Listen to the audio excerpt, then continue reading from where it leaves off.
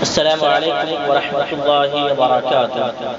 الحمد للہ وحدہ والصلاة والسلام علی من لا نبی بعد اما بعد۔ محترم سامعین کرام،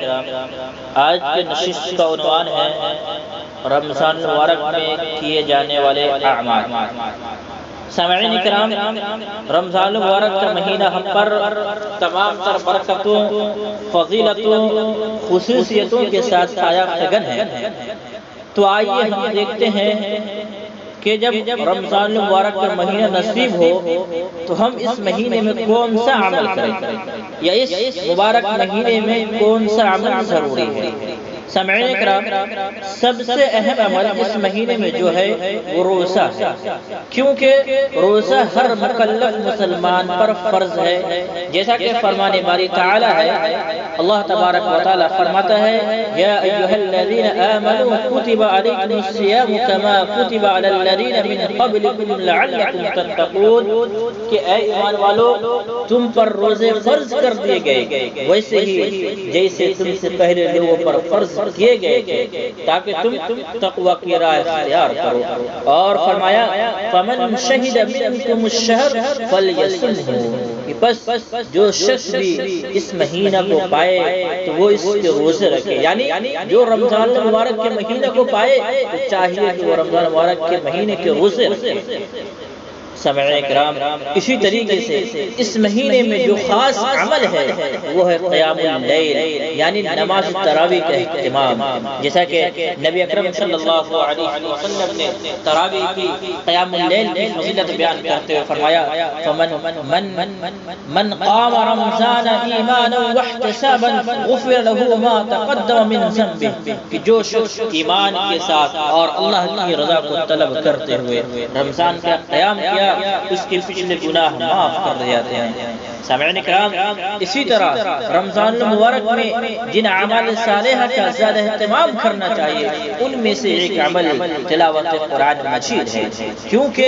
قرآن مجید کا رمضان سے بہت گہرا تعلق ہے۔ اس لیے اس مبارک مہینے میں قرآن مجید کی تلاوت زیادہ سے زیادہ کرنی چاہیے۔ خود رسول عربی جناب محمد مصطفیٰ صلی اللہ علیہ وسلم بھی اس ماہ میں اس کا خاص اہتمام کرتے تھے۔ رمضان مبارک کی ہر رات حضرت جبرائیل علیہ السلام کو قرآن مجید سناتے تھے، اور تلاوت قرآن مجید کی فضیلت بہت زیادہ ہے، اور تلاوت قرآن مجید کی فضیلت بہت زیادہ ہے کہ اس کے ایک حرف پر 10 نیکیاں ملتی ہیں۔ جیسا کہ نبی اکرم صلی اللہ علیہ وسلم نے ارشاد فرمایا من قرأ حرفا من کتاب اللہ فلہ بہ حسنہ والحسنۃ بعشر امثالها، لا اقول الف لام میم حرف ولكن الف حرف ولام حرف ومیم حرف، کہ جو آدمی کتاب قرآن مجید کا ایک حرف پڑھتا ہے اسے ایک نیکی ملتی ہے، اور ایک نیکی اس جیسے 10 نیکیوں کے برابر ہوتی ہے۔ میں یہ نہیں کہتا کہ الف لام میم ایک حرف ہے، بلکہ الف ایک حرف ہے، لام دوسرا حرف ہے، میم تیسرا حرف ہے۔ محترم سامعین کرام، اسی طرح اس مبارک مہینے میں دعا، ذکر و اذکار، استغفار وغیرہ کثرت سے کرنا چاہیے، کیونکہ روزہ دار کی دعا ان دعاؤں میں سے ہے جن کی دعا اللہ تبارک و تعالیٰ کے یہاں قبول ہوتی ہے۔ جیسا کہ نبی اکرم صلی اللہ علیہ وسلم نے ارشاد فرمایا ثلاث دعوات لا ترد، ودعوة الوالد لولده، ودعوة السائم، ودعوة المسافر، کہ 3 دعا رد نہیں کی جاتی، اپنی اولاد کے لیے والد کی دعا،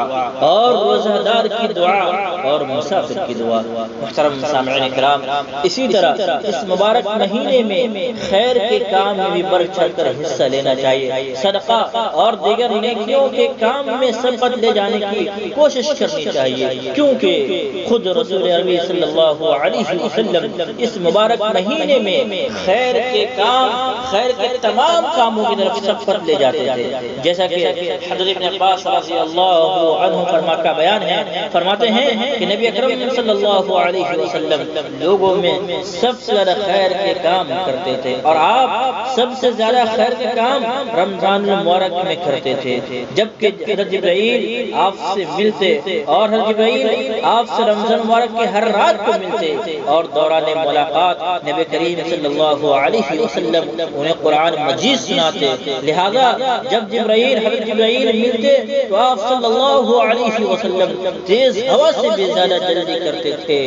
کرتے ہوئے خیر کے کاموں کا سبقت لے جاتے۔ محترم سامعین کرام، یہ رمضان المبارک کا مہینہ جو ہمیں ملا ہے تو ہم اس موقع کو غنیمت سمجھے اور اس مبارک مہینے کی فیض و برکات سے بھرپور فائدہ اٹھانے کی کوشش کریں۔ یہ رمضان مبارک کے چند ضروری اعمال ہیں جو ہمیں اس مبارک مہینے اور اس افضل خصوصیت اور برکت والا مہینہ میں کرنا چاہیے۔ اللہ تبارک و تعالیٰ سے دعا گو ہوں کہ اللہ تبارک و تعالیٰ ہم سب کے ٹوٹے اعمال قبول فرمائے اور اس مہینے میں زیادہ کرنے کی توفیق عطا فرمائے۔